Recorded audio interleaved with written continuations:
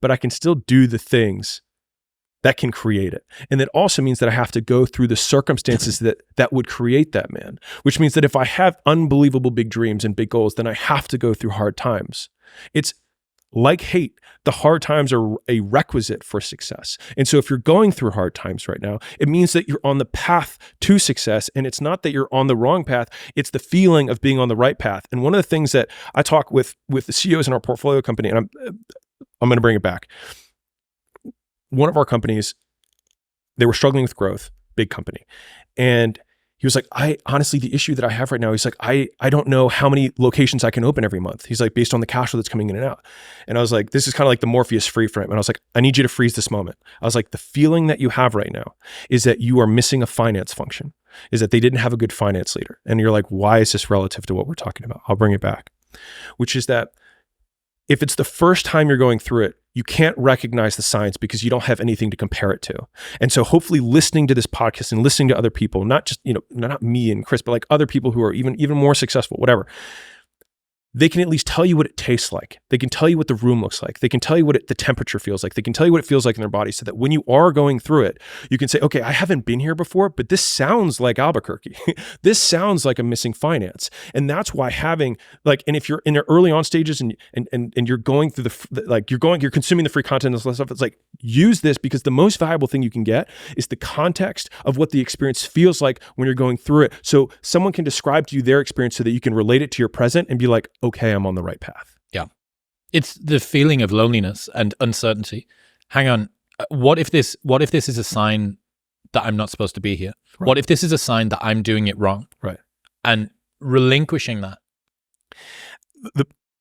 If there was a big meta indicator that you're doing the right thing, doing what everyone isn't doing is already probably the single biggest indicator that you're doing the right thing. Like if I could wish nothing else on my child whenever I choose to have them in the future, is that they have high agency, which is that they make decisions independent from the opinions of other people. And when we hear words like authentic and original and things like that, it's because the person starts at square one and says, well, what do I want?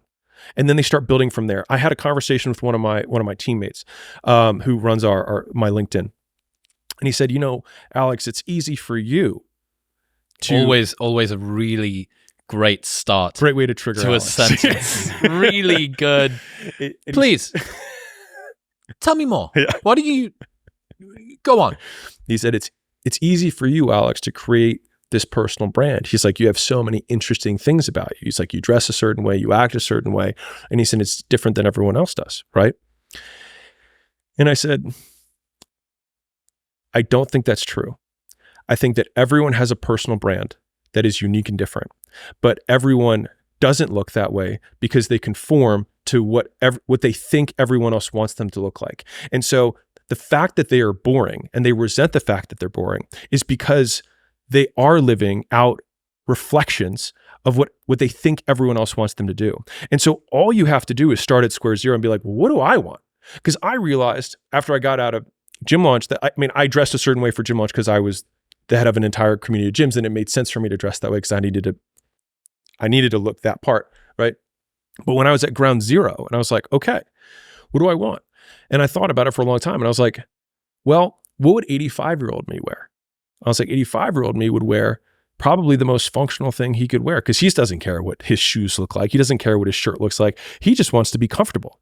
And so I just started trying all the things that I could possibly imagine for shoes, shorts, hats, whatever, to find the thing that I was like, you know what? This is the most comfortable. And this allows me to do the most things in the most rooms without changing.